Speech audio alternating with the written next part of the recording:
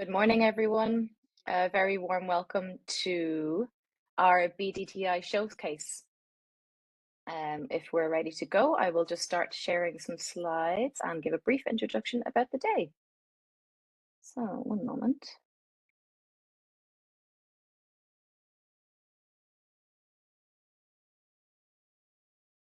So, yes, good morning and welcome very much to our showcase, Presenting Data-Driven Solutions in Action.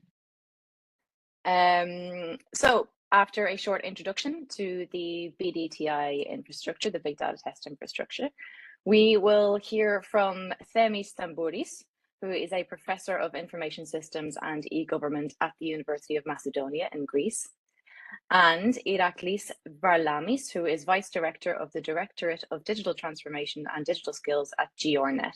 He's also a professor at Harokopio University of Athens.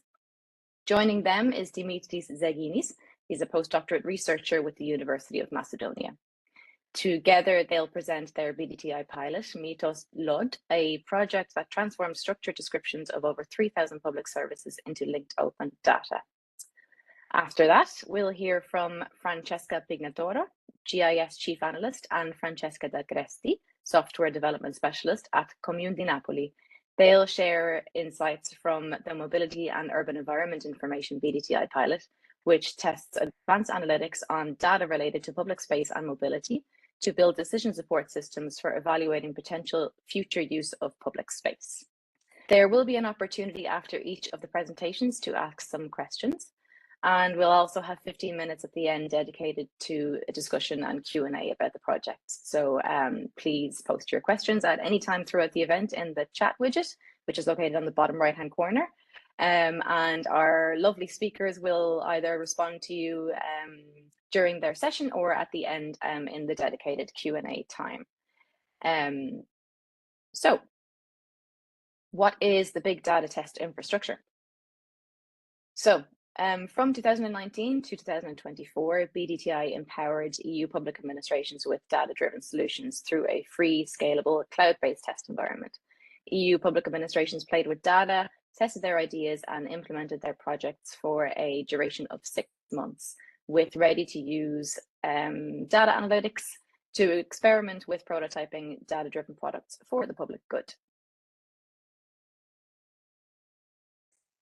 Numerous pilots were launched across sectors like health, urban planning, mobility, climate resilience. Stakeholders from across Europe were invited to the conversation. They were engaged and inspired. And data literacy was championed, providing resources, live workshops, and webinars across the data skills spectrum. Hopefully, some of you made it to some of those. The infrastructure itself offered tools for every stage of the typical data journey, from collection to processing to analysis, visualization, decision-making, and everything in between. And all of this contributed to real-world data-driven solutions from across Europe, like the ones we're going to hear about today, among others in Turku, in Bochum in Germany, and in Valencia and Florence. More information about all of these pilots is on our website, which you can access through this QR code here. And you can read all about those really interesting projects. BDTI's legacy lives on in helping public sector professionals to access resources, discover practical tools and templates, build data skills with expert-led workshops, and collaborate through shared learning opportunities. And of course, we do continue to encourage public administrations to leverage all of this knowledge in building and implementing their own data-driven solutions. So with all of that said, I will hand the floor over now to Themis Tambouris, Iraklis Varlamis, and Dimitris Zeginis, who will give an introduction and an overview of their project, their BDTI pilot, MitosLOD. So, over to you. Okay, thank you, Kim. Let me share my presentation. Good morning, everyone, and thank you for being here with us today. Okay, I will start with giving you the background of this project, and then Themis will go into more details about how this project has been implemented. So I hope that you can see my screen now and I can start. So I'm Iraklis Varlamis. I am representing GRNET SA, which is the organization that is responsible for the national infrastructures for research and technology in Greece. and currently operates under the Ministry of Digital Governance. GRNET is also responsible for the development of GovGR, which is the national portal for online public services, and also Mitos GovGR, which is the official registry of all the procedures of public administration in Greece, including those that lead to services provided to citizens and companies. So Mitos is the basis of this work, and I will start introducing the idea of Mitos and also the idea of MitosLOD. So MitosLOD came after the establishment of Mitos, which is running for more than 3 years now in Greece. And it's a joint research and development project between GRNET and the University of Macedonia here in Greece, and it's supported by BDTI infrastructure. So the aim of Mitos is to publish public service descriptions, and the aim of the Mitos linked open data project is actually to transform these descriptions to linked open data. So Mitos currently has more than or around 700 structured procedure descriptions, which follow European standards for public service description and extend these standards in some directions. And this is very helpful for generating linked open data from these descriptions. This is the official national registry for Greece. And the standard that we adopted is the CPSV, the Core Public Service Vocabulary standard that has been introduced by the European Union. And based on this model, on this vocabulary, we try to transform all the data of Mitos to linked open data. For this project, we used the free cloud-based resources and the tools that have been provided to us by BDTI. And these tools were actually essential for developing the solution really fast and delivering the final output in a very short term. In parallel, we are working on reusing the experience that we got through BDTI and also the data that we have developed, the data set that we have developed with MitosLOD in other projects, in a European project for digital innovation hubs that is running now in Greece, and welcomes companies and public sector to collaborate in order to increase, let's say, their readiness and their innovation levels in IT in general. So the business challenge for this specific project for MitosLOD was to align the existing output, the existing structural information of Mitos with the European Union standard models, like the CPSV AP standard that I was mentioned before, and also the core criterion and the core evidence vocabulary, that are two more vocabularies that describe the evidences and also the criterion for someone to be eligible to get a service. And the vision was to create a dynamic and queryable endpoint for public service data that facilitates the easy access and also the retrieval via these open standards and also by the use of semantic queries. So we hope that with this extension, with MitosLOD, we will allow researchers from the academia and also R&D solutions coming from the industry to make full use of the information that is now available, the metadata that are now available into Mitos. So in this slide, I would like to show you the whole ecosystem of procedures and the services that they produce for the citizens here in Greece. And as you see on the bottom layer, we have Mitos, which is the main registry for registering all the metadata about all the procedures that are executed in the backend in order to deliver services in the front end for the citizens. And all the other systems and all the other instruments that we have in Greece in order to build this ecosystem. So the other two components, let's say, of this system in the bottom layer, the other two pillars, let's say, of the national policy for public administration are the National Framework for Process Simplification and also the Observatory for Bureaucracy. So we have tools to register services, to analyze and simplify them, and finally to monitor whether this simplification has actually an impact to the citizens and to the employees and to the companies, of course. On top of it, we have the execution portal where the citizens can apply online for receiving their online services, which is the national portal, the GovGR portal, and also the European portal for cross-border services that are delivered to the European citizens. And finally, we have the citizen service centers, which are, let's say, there for people that are not very tech-aware and can go there in order to have access to all this digital service ecosystem with the help of some public employees.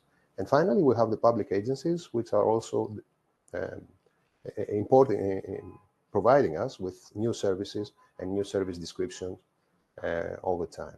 Finally, on top, we have the single digital gateway, which is the European vision, let's say, for having a single gateway for all European citizens to have access to services that are either available in their countries or they are also span the borders outside of their country. The contents of Mitos, which is, let's say, the keystone for this Mitos Linked Open Data project, the contents of Mitos are, as I told you before, 3,700 published procedure descriptions in Greek, and we also have 550 descriptions in English, structured descriptions, and more are always under processing. And for each procedure, we have information about the input, the output, the costs, the fees that the citizens have to pay for the execution of a service, the point of service, the legislation, and many more fields that CPSV also provisions about service descriptions. In addition, we have information about the internal execution mechanism of procedure, which is described in our case using BPMN 2.0. But in order to facilitate the editors that contribute all this information, we have automated this process. So we collect this information from the editors of a procedure in forms, and we generate automatically the BPMN 2.0 available file, the workflow, let's say, of the execution of a service. So these are the actual numbers here of the published services in public service descriptions in Mitos, and there are more to come in the next period. So in order to make this information available to anyone, we have an open API that anyone can access, and we have several API endpoints, but the more general, let's say, endpoint allows someone to query about all the services that we have, service descriptions that we have, and also for each service description to give an ID and get all the details in a JSON formatted file, as you see in this example. So all the information is structured with keys and values that are different between the service, but the structure is the same as I told you before. So based on this information, we managed to have the reusability of Mitos content in several applications, and this is what we call data interoperability at this point, interoperability at the data level. So we have different systems that have access to Mitos API, to Mitos data via the API, and one of these is the Your Euro portal that collects information from Mitos and then redirects European citizens to the appropriate service descriptions in order to get more information. This is the portal that we have developed for the citizen service centers.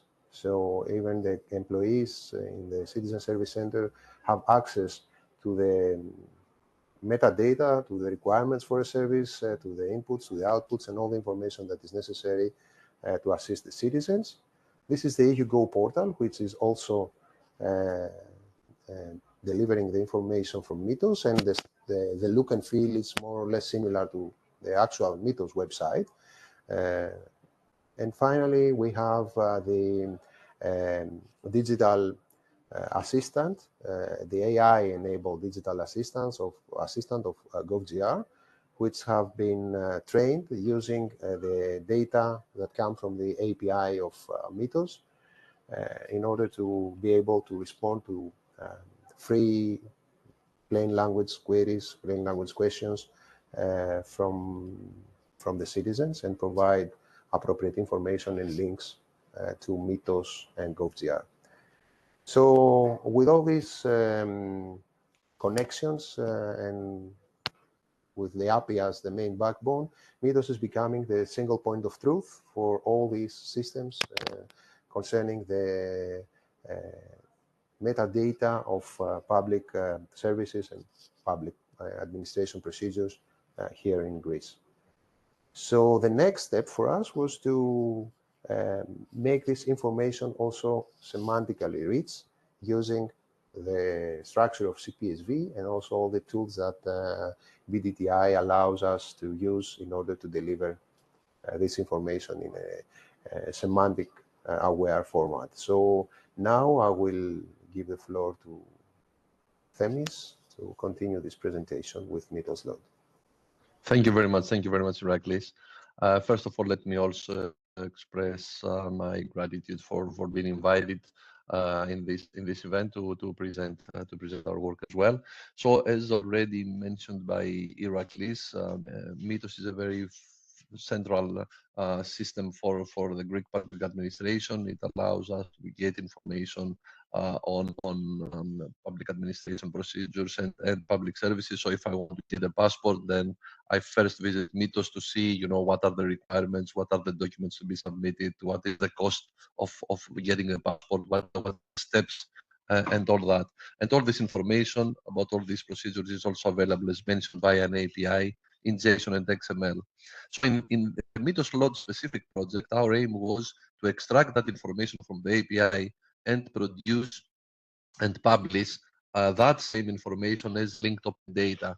So linked open data is considered like high quality machine understandable data where you have data semantically enriched, as already mentioned by Iraklis. So you're following semantic standards, web standards like RTF, and you have identifiers for its data item. So this can be consumed by machines and can be linked with other similar data from other systems, hence linked open data.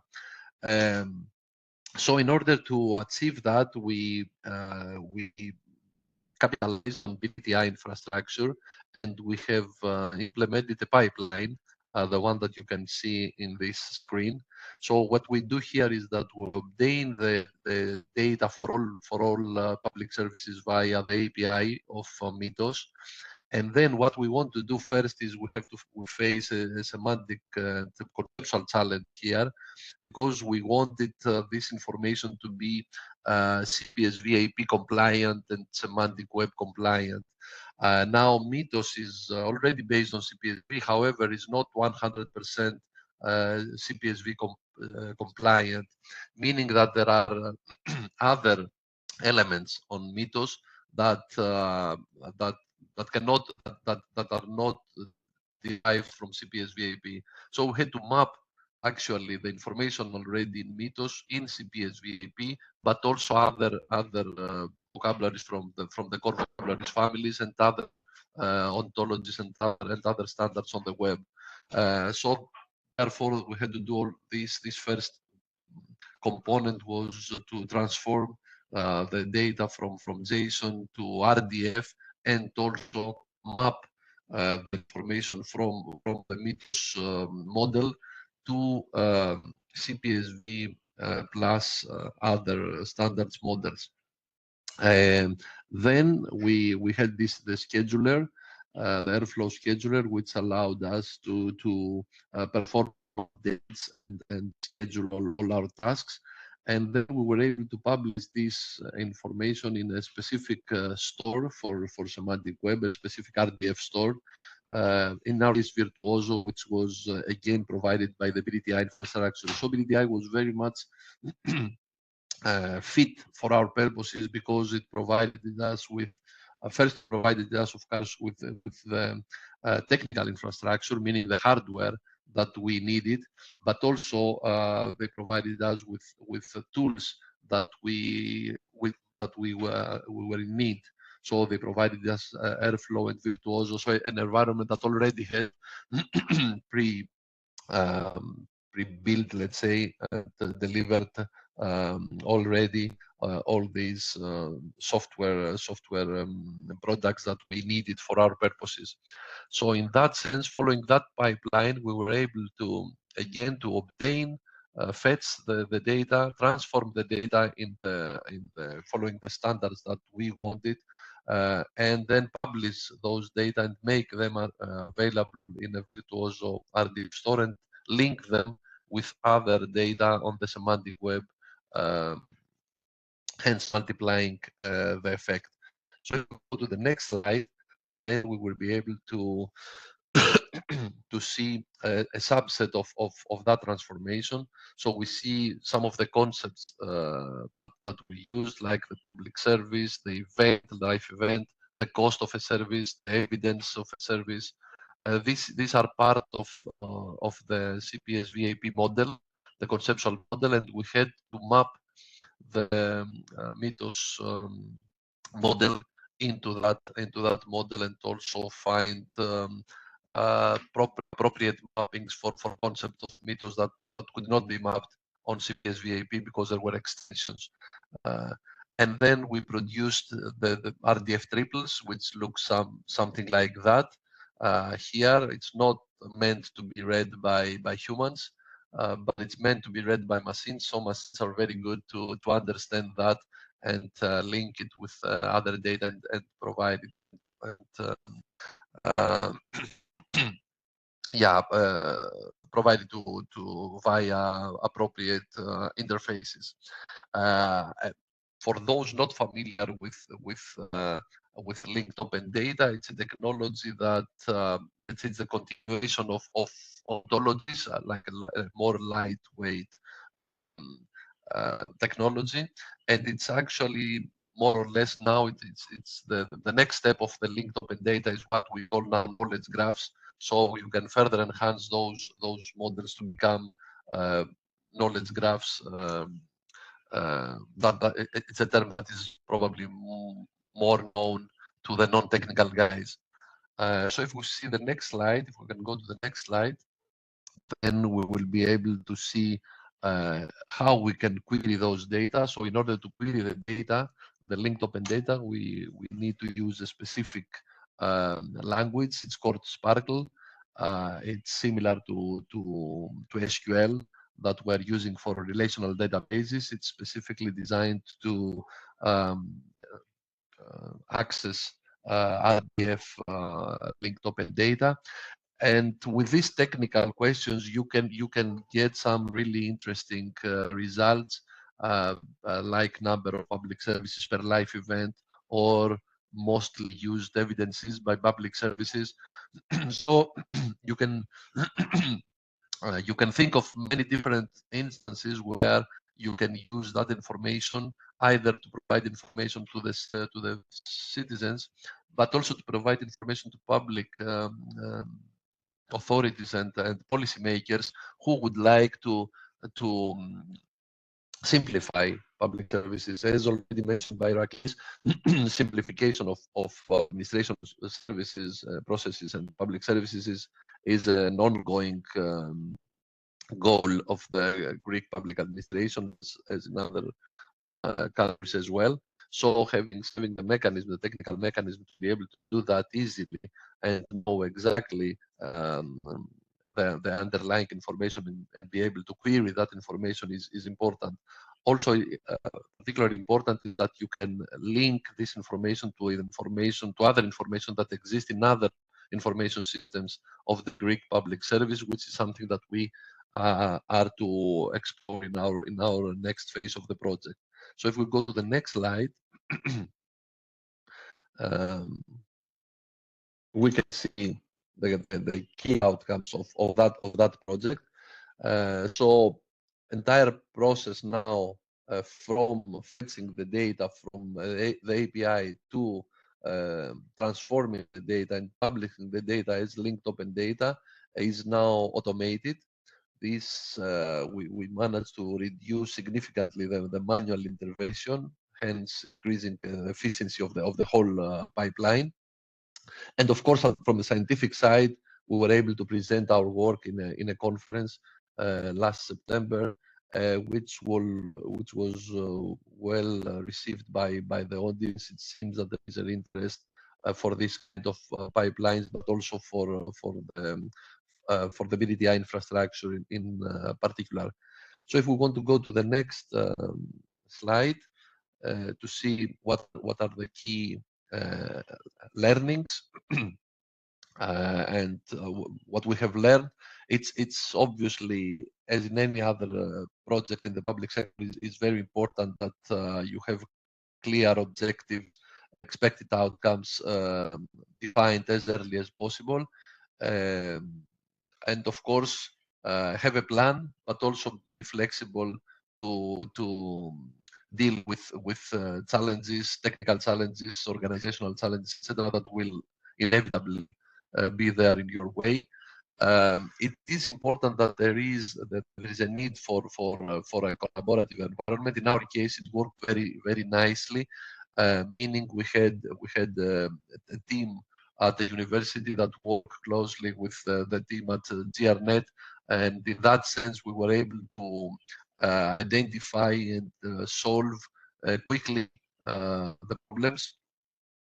And of course, in our case, it was very timely. We wanted to do this pilot. We wanted to do the transformation, but at that point, we were lacking the resources. We were lacking the infrastructure. We couldn't. We didn't have the technical infrastructure. So BDTI came very timely, providing us that infrastructure for that long. So that was for us very important, and it helped us a lot. The only, I would say, criticism would be that the 6 months that were given to us was quite tight. In order to be able to fit your project in that time frame, you need to be again very well prepared. So you need to know in advance what exactly you want to do, how you want to do it, because time can fly as always. So the next slide. I think the last slide is future steps and the scalability. In our case, we continue this idea.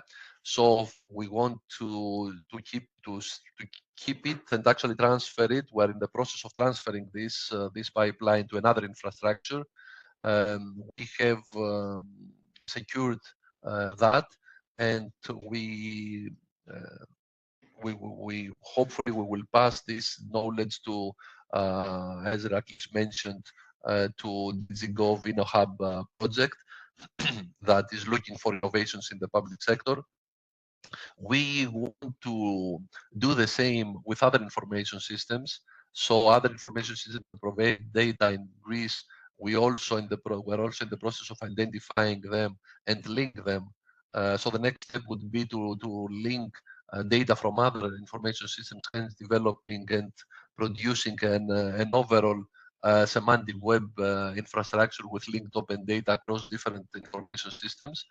And of course, the challenge now is to build front offices and front desks for those services, meaning applications for stakeholders to be able to access that information and access them not in a technical sense, because now they are accessible, but for technicians who know technical tools like Sparkle queries, but also to make them usable for non-technical persons that would be able to perform various use cases, and those include citizens, but also, as mentioned before, policymakers. And we're experimenting with different technologies for that, rule-based chatbots, generative AI chatbots, but also more traditional, let's say ways.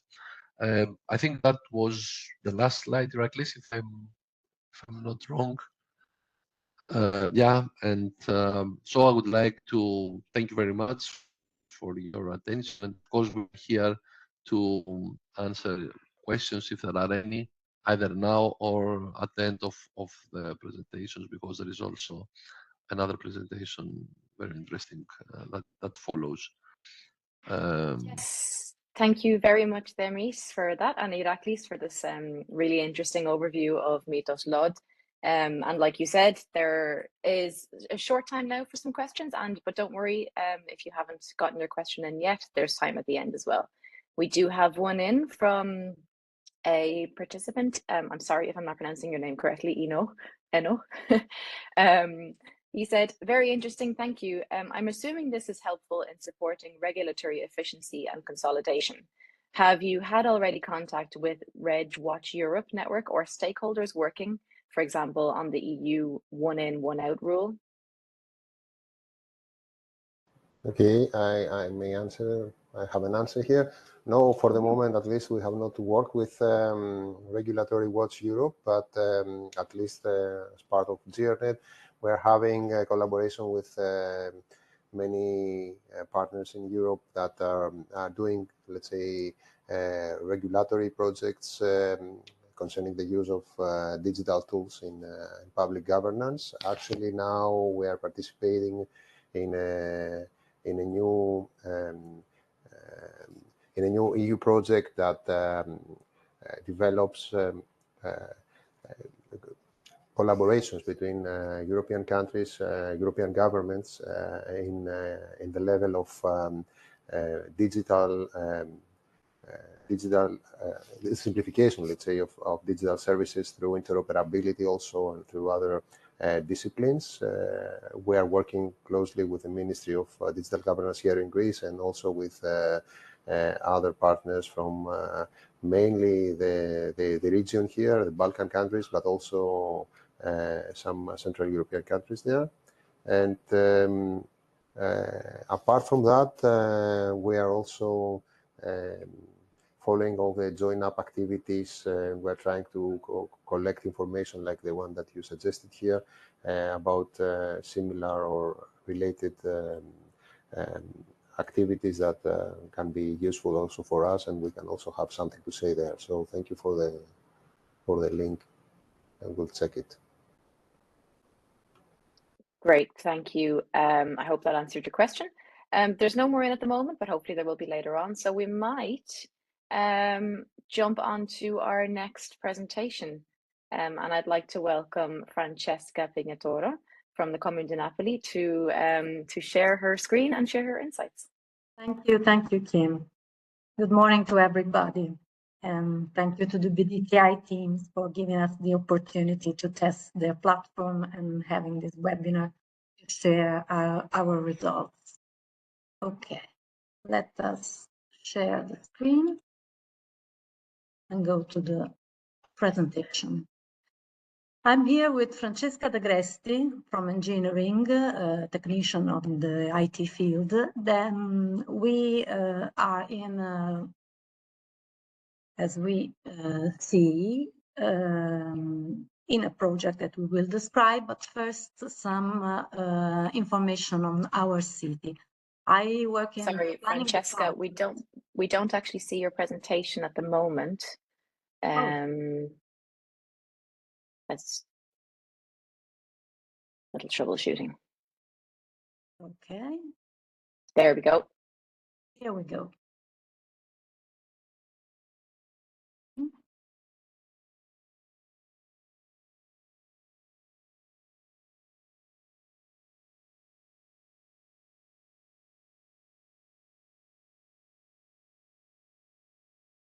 Nice. No. Yeah, it's just a bit zoomed in. Yeah, perfect. There you go. Yeah. Too much of it. Okay, I'm sorry. Let's go. Here is some notes on the city of Napoli. I work in the planning department, so our work is concerned with the public space and the needs of the citizen at the most. it is a metropolitan city in Italy and in the southern part of Italy, and there are a lot of problems, significant problems in social and economic development in our territories. So the theme that we chose for the BDTI pilot was concerned with the public space strategy that the city has to implement to give more services to its citizens due to this social difference with other territories in Italy. Even the mobility planning is under revision together with the urban planning, and one of the goals that our mayor Gaetano Manfredi has to fulfill is to make Napoli become a city of data. Data management is extremely important for the city and its decision maker.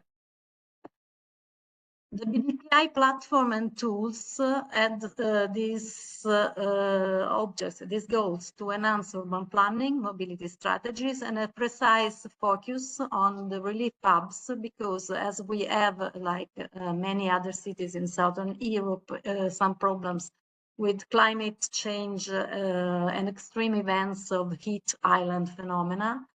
It was important to understand something of the public space, the open public space, the green capital of the city, to understand and identify areas where green capital increase and intervention could be useful for people to seek refuge in case of these climate events.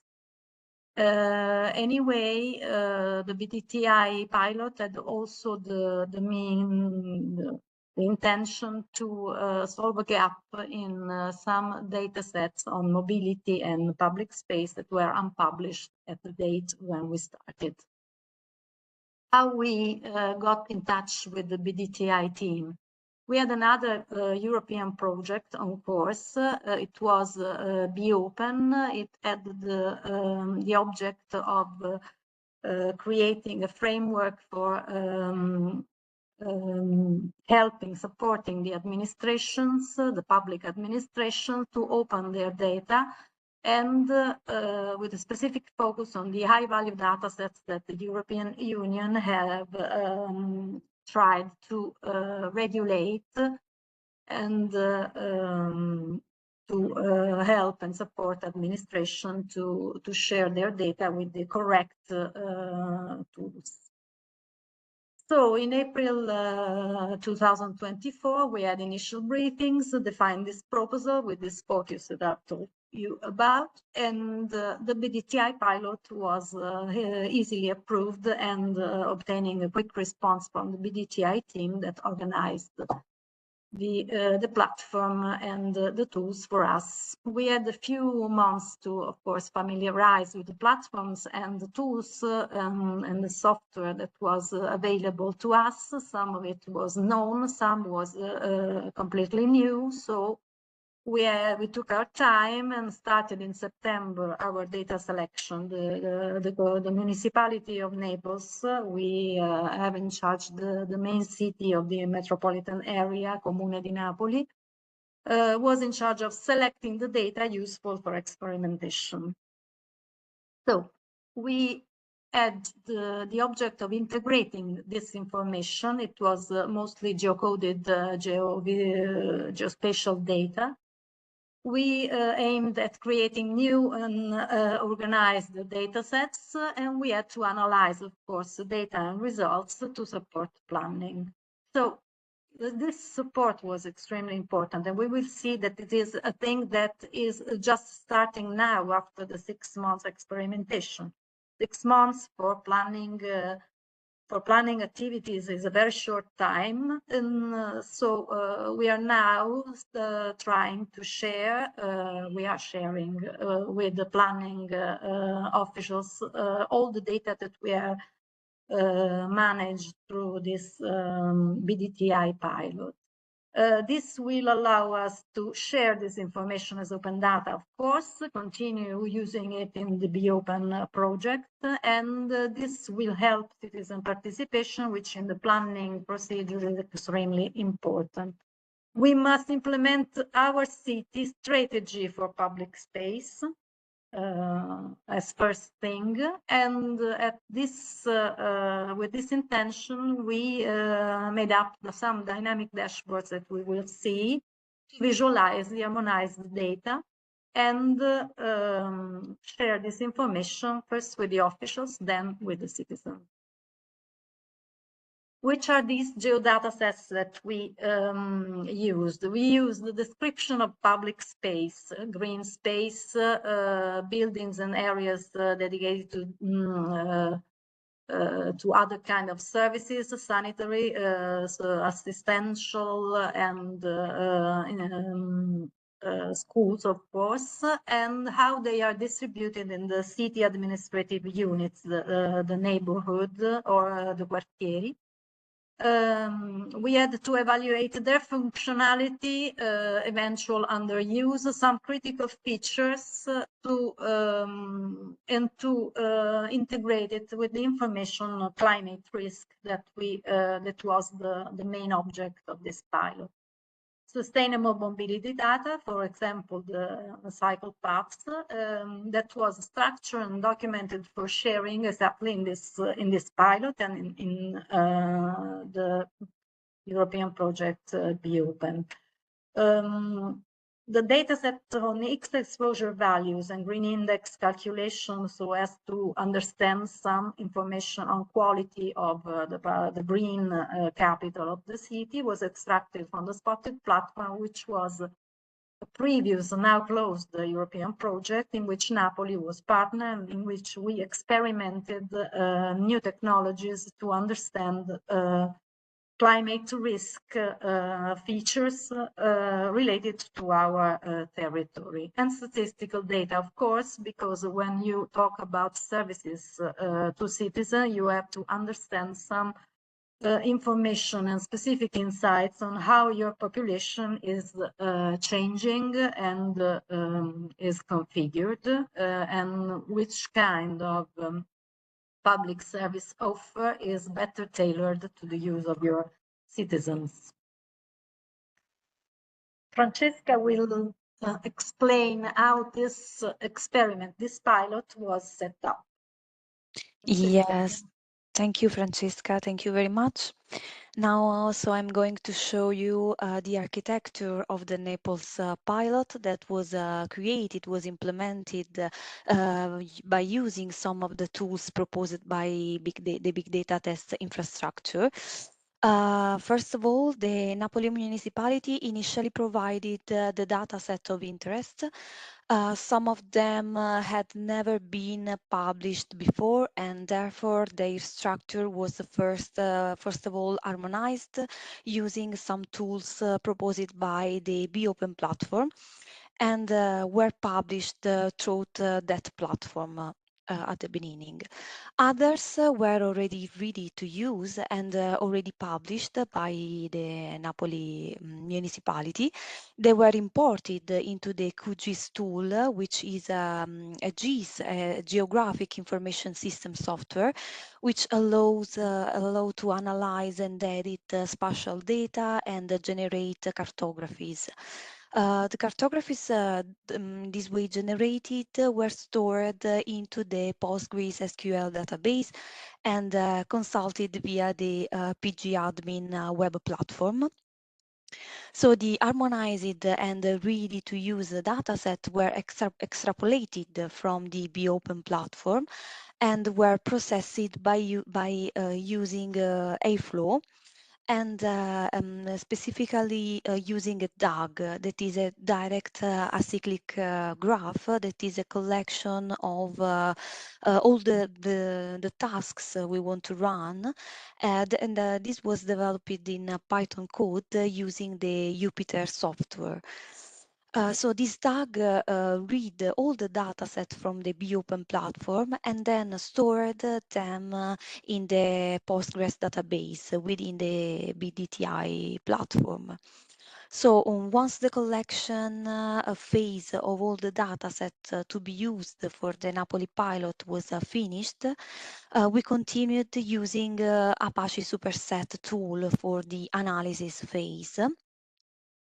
Specifically, in the Superset software, we generated a dashboard for the Napoli pilot, and that contains all the statistical graphs and charts created in accordance with the analysis that are useful for the municipality of Naples, for all the stakeholders, and some of which will be illustrated by my colleague Francesca in the next few slides.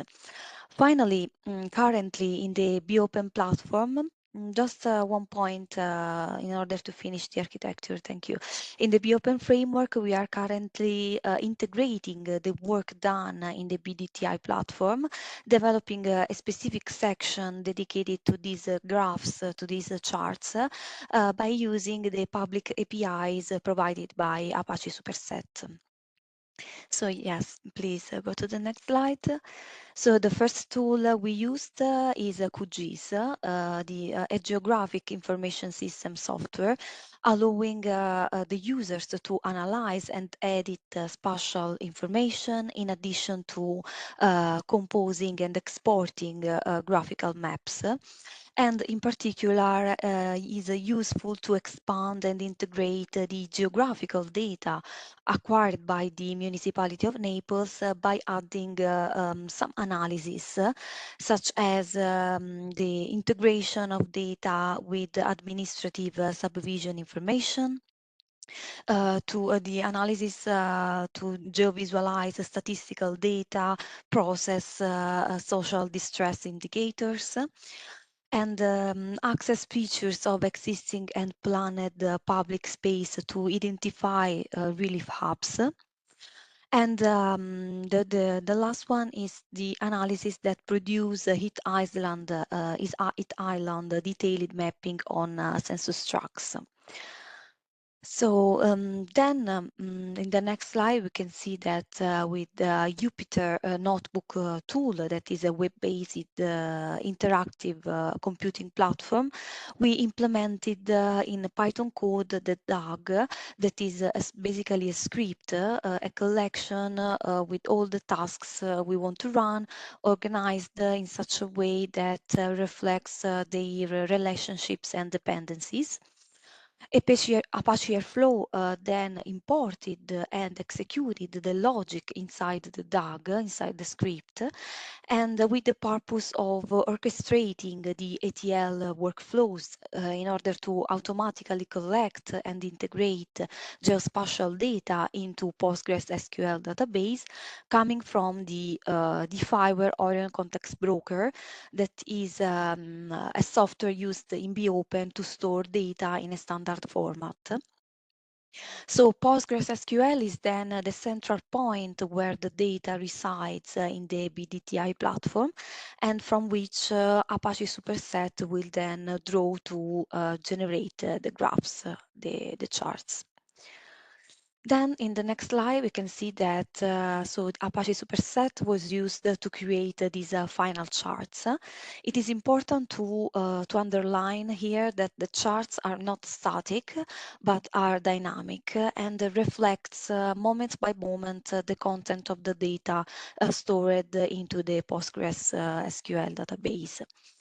And it is also important to consider that under this visualization, there are complex SQL queries on tables and views that have been implemented in order to make inferences to obtain useful information starting from the raw data coming from municipality of Naples, made available through statistical charts and geospatial data. So now I will turn the floor again to my colleague Francesca, who will provide a more detailed overview of the analysis we produced. Thank you. From this dashboard that we intend as a work in progress, of course, because we will continue testing in another environment some of the tools we have tested in the BDTI pilot. We have some specific graphs that we can have a look nearer and express exactly what are the strategies that this managed information, extracted information needs to support. This one, for example, is a description of the public space that is selected by the municipality, either for its services as a property. They are municipality-owned areas for the most, but there are some that have some urban constraints applied to complete the offer of public services, and the description of dimension, distribution in the administrative units, and characteristics in general is easily understood through a visualization like this one. It helps decision maker and citizen that wants to participate to public decision to understand the differences in service offer infrastructure features in the different parts of the city.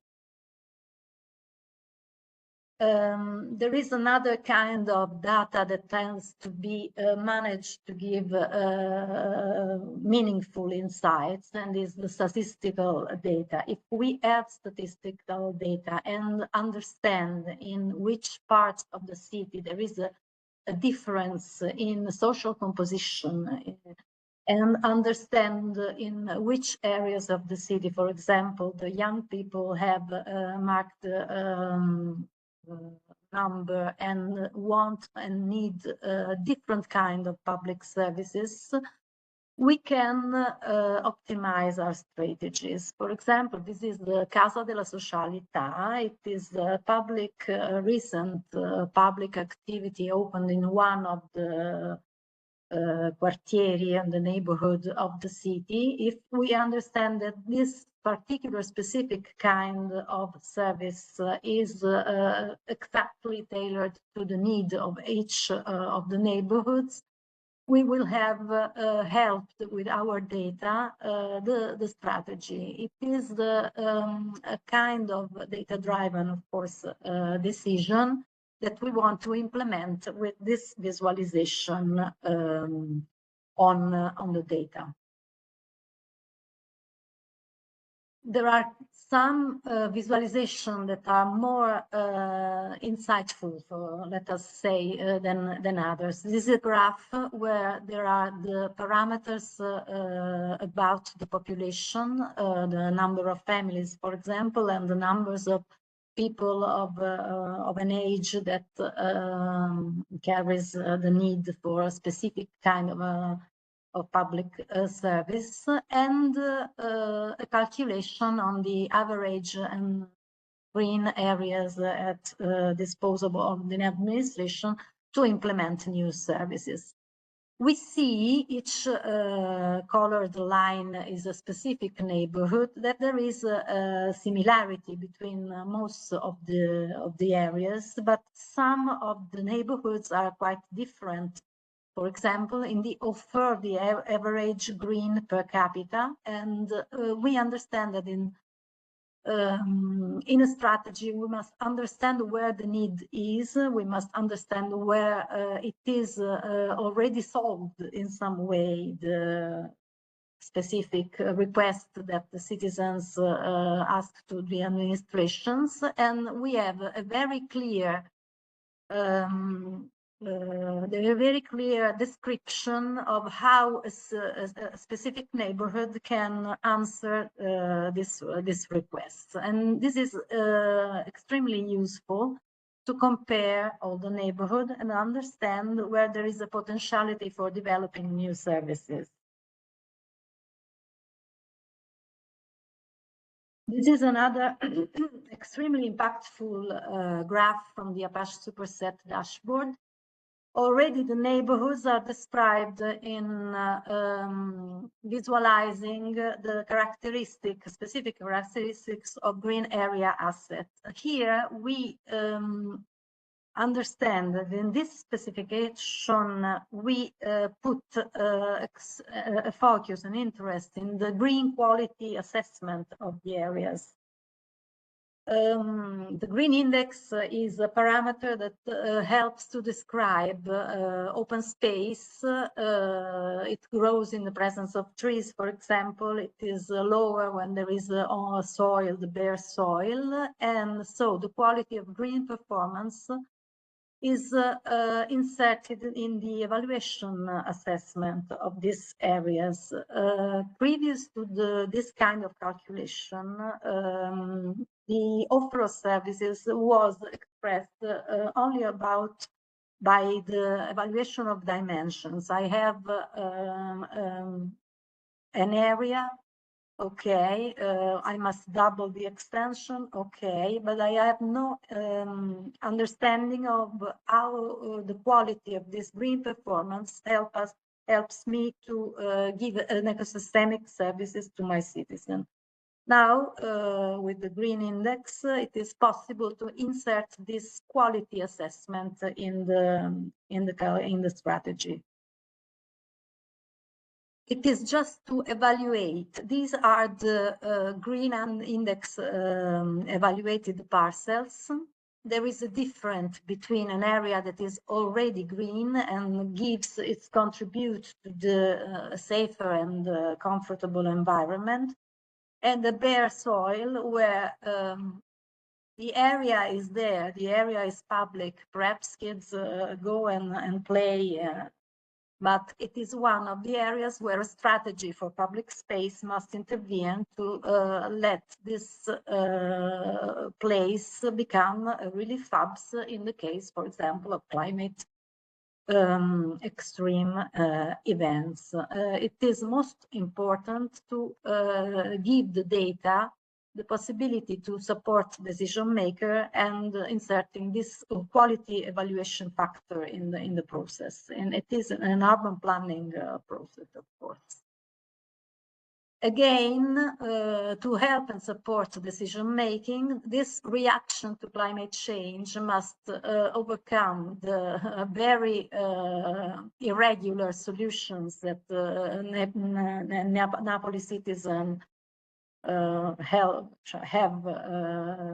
conducted till now, and understand the city decision maker must understand where to implement more regular solutions and obtain a safer public space like the one we see on the right. So bare soil, and of course, we understand through this data, we can make differentiated strategies in all neighborhoods of the city, understanding what is different between the historic center and the peripheral areas. And we build with this data the strategy for public services. So just to recap, benefits came from having tested data management tools. We had data, but there is some more outcomes because we were involved in producing new data just to get the most from the tools that we had. So we prepared new data to be used in the superset, for example, evaluation phase. And just to be more impactful in explaining the features of the territory.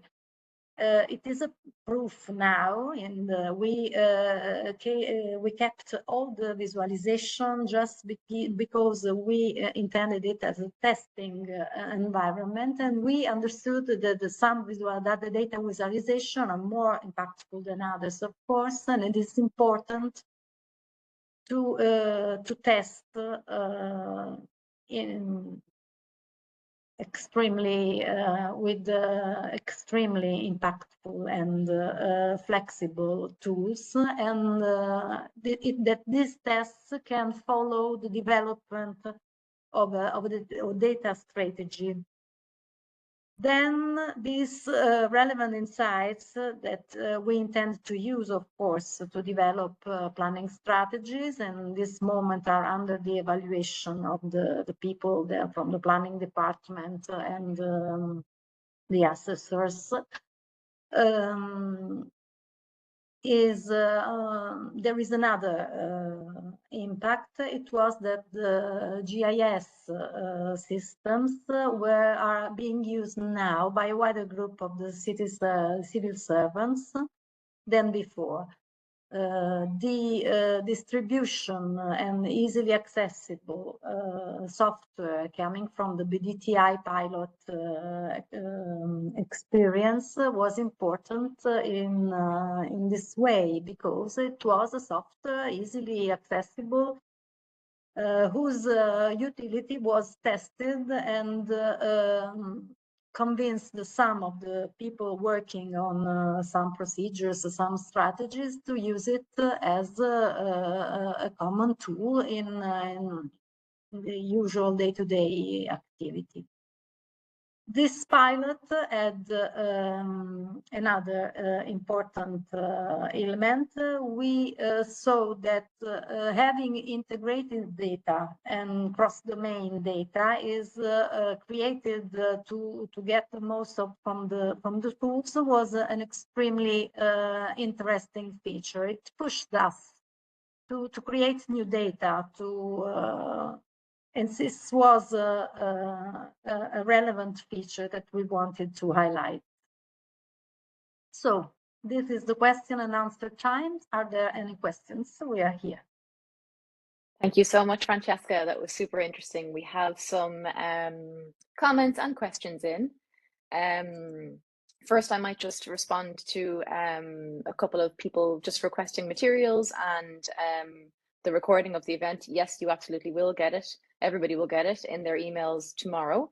If you don't see it in the emails, there's also a YouTube playlist with all of our events recordings, which I'll link to in just a moment here in the chat. So you'll all have those materials. So thank you for requesting them. Francesca, we had a question from Tiago. He says, Dear Francesca, thank you for the insightful presentation. My question is, regarding the data on public space and mobility, does Napoli administration actively manage the representation of its public spaces on third-party mapping platforms like Google Maps, Google Business Profile for public spaces, to facilitate mobility for local citizens and tourists? No, not on Google.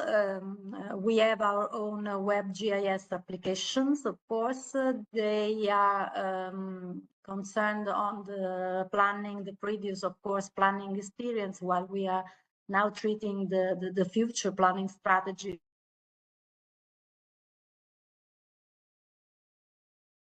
Great, thank you.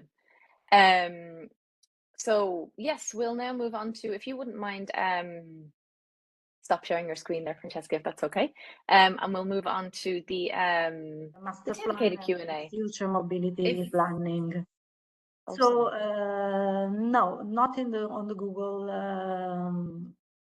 series of data. We have our own platform, and it is centered on the planning. And mobility are data that have not been till now published as open data, and the Be Open project is behaving very well towards the complete sharing of this data as open data. And so we will very soon share it in our open data infrastructure, which is under construction, but for the moment does not have territorial data still. Great, thank you. I'm sorry, Francesca, I think either your audio or my screen froze during that answer and I cut you off, so sorry about that. But I hope that answered your question, Diego. And if there's any more, please do post them. We'll now move on to the dedicated Q&A section. another one has come in. Has a specific work been done in amount to collect specific data is not identified at first? So I'm not sure if that was meant for anyone in particular, Mark, or maybe you could clarify your question a little bit. In the meantime, I might ask a question if that's okay. Francesca, you mentioned engaging with citizens. Do you already, or do you plan to communicate the outputs with citizens, or have them participate in the project in a structured way, or how does that look with citizens? Well, the planning process is always has always a parallel sharing strategy with information and the data that are prepared. At the moment, we have had a general briefing with association and general organized citizen structures, let us say, but it was not centered on the projects that are supporting decision maker. It was just the strategy, the general strategy outlined for the PUC urban plan, communal urban plan is the acronym. And so it was not explained anything related to the data strategy.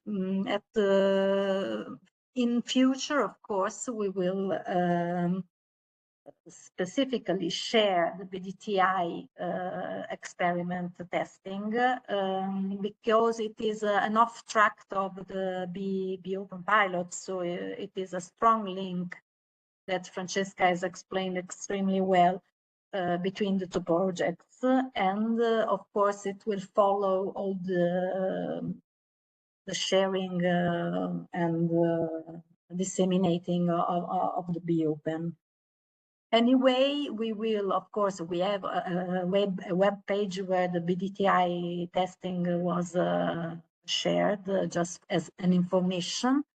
And all the results we must organize and in some way write a story on it. We will share it through our website, the official website of Comune di Napoli. Thank you. And I have one more while we're waiting for others to come in. You mentioned evaluating the quality of open spaces now and how, you know, these spaces are being used as relief hubs currently by citizens.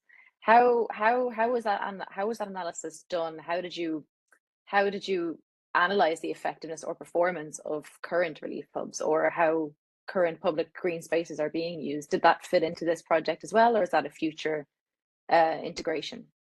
No, there was no advanced technologies analysis. We would have liked to have some insights on how the citizens use public space. It could be made in some very advanced technologies using the cellular information, the telephone information, to see how they are used or underused. It could be an experiment. We talked about it a year ago, but the administration has some staff problems.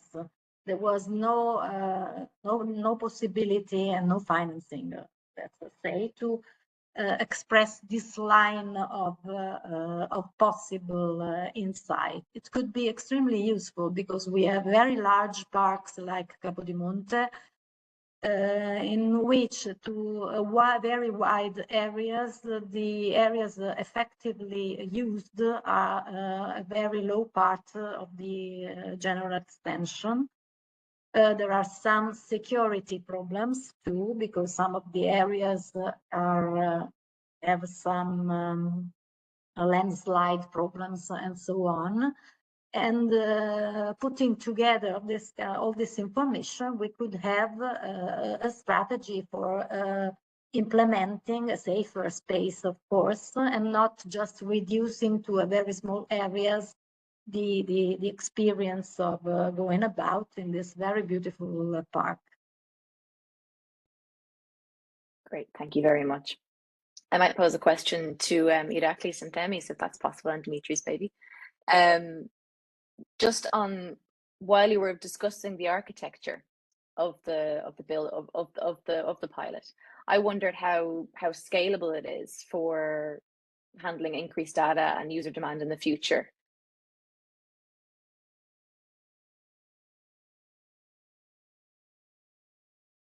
I think Themis or Dimitris has to answer this, but yeah. Mm-hmm.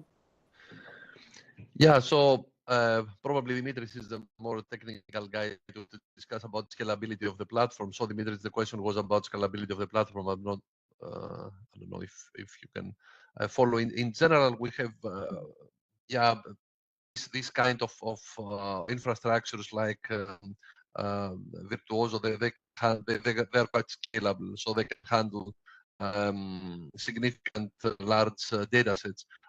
When it comes to our case, meaning administrative information, that is not really very, I would say, big data data set, because that you have some thousands of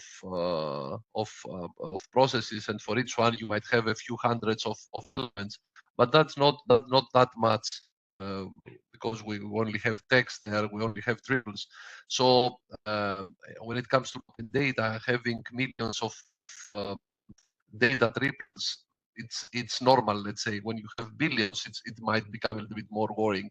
So my first reaction is that there is no problem, because the amount of data is not that significant, because you don't have like real-time data or sensor data where you increase, the quantity of data constantly, but you have a fixed amount, which is not that big. But I don't know if Dimitri wants to elaborate a bit on that, or say something different.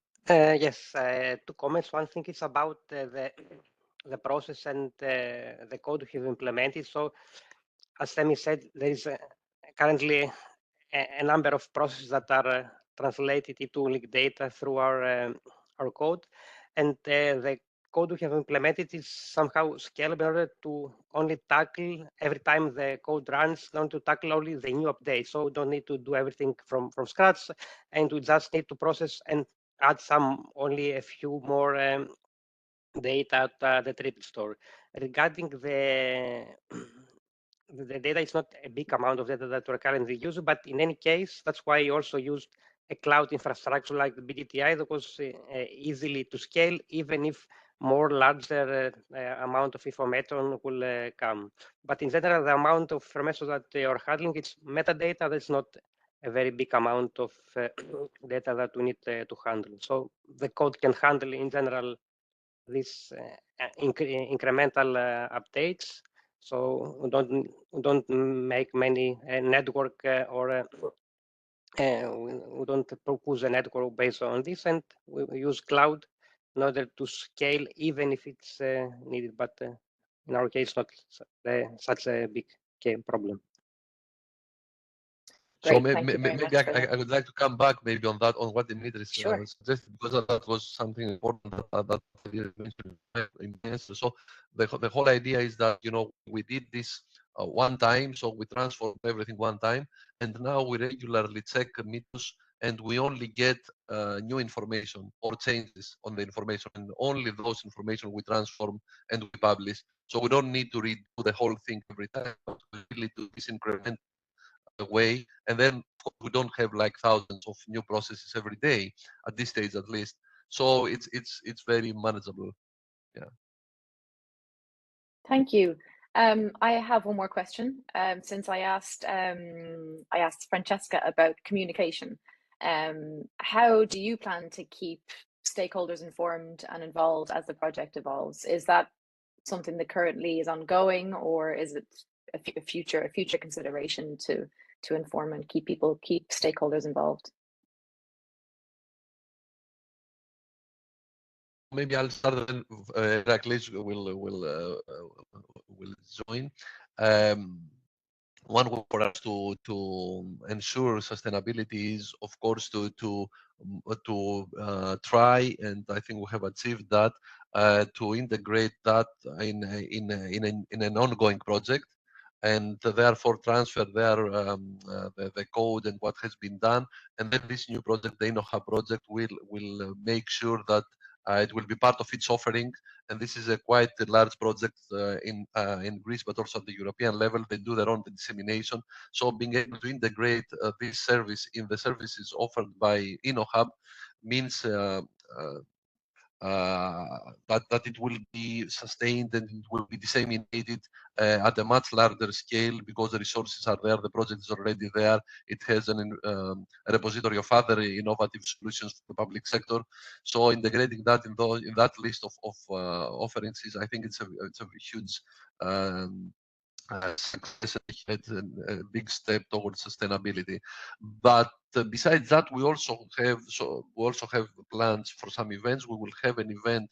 We were discussing that now with Iraklis around probably a physical event in Athens. So if you happen to be in Athens, we will keep you informed and you are welcome. Within March, most probably, where we will have a live presentation demonstration of various innovations that have been developed around Mitos, and MitosLOD will be also presented there, and what along with other initiatives. But I think Iraklis is in a better position to tell us, because that's hopefully it's a part of Mitos now family, and Mitos has its own, of course, way of disseminating things. So I'll give the floor to Iraklis. Yeah, thank you for the response. I would like to. I don't have anything more to add to what Themis said, but what is interesting is that in terms of sustainability, we are trying also to examine the solution of porting, let's say, the solution from the BDTI infrastructure to our own infrastructure. And this is one step that we are working on right now. And this is important maybe also for the portability, let's say, of the project. What we actually faced, and this is an experience that we had, and this is something that we were willing to have in the future, is that when we want to take the project out of BDTI infrastructure and install it in our own, let's say, cloud facilities, it would be helpful, very helpful, if we can have the machine, let's say, configurations, the Docker file configurations as it is already in BDTI, so that we can replicate them in our own hardware. This is not available at the moment, so what we are trying to do is to replicate, let's say, what BDTI has done. Of course, it's a rather small project, this one, and it's rather easy to do it. But if we had a more complex problem with more components, more different systems and deployment, this would be easier if we can take the machine configurations as they are in BDTI. This is something that we were willing to have. And as Themis said, Mitos is an ongoing project. It is expanding, and now we are ready to run within 2025 an extension that will include more AI blockchain-based solutions in Mitos, and we'll try to further codify, let's say, to further standardize the free text responses that there are many, the free text fields that there are so many still in Mitos descriptions, in order to further facilitate semantic-based queries and meaningful, let's say, queries that can be very helpful for the users, but also for third-party systems. So. Thank you very much for that in-depth collaborative answer. I don't see any more questions come in. No, I don't see any have come in. So I think maybe we'll wrap it up. So I might just have a quick share of some final wrap-up slides. First of all, I'd like to thank you so much to our wonderful speakers for today, for giving up their time and for presenting and sharing insights from their big data test infrastructure pilots, and for sharing so much information about what's to come next. It's all really, really exciting, and I for one will definitely be keeping an eye on what's coming in progress. And of course, it seems already in the chat there's been some collaboration opportunities, so that's great to see. If you want to get in touch with the team about anything you've learned today, about anything the speakers have shared, if you want to collaborate with them, feel free to email the BDTI team and we'll put you in touch, or we'll share whatever resources you need. Of course, you can learn more about us on the website and BDTI website, and you can stay up to date on news and activities by signing up to our monthly newsletter. With that, there's nothing left to say, but thank you very much for joining us. Again, thank you very much to the speakers, for all of you for attending, and yes, have a nice day. Thank you so much. Thank you to you.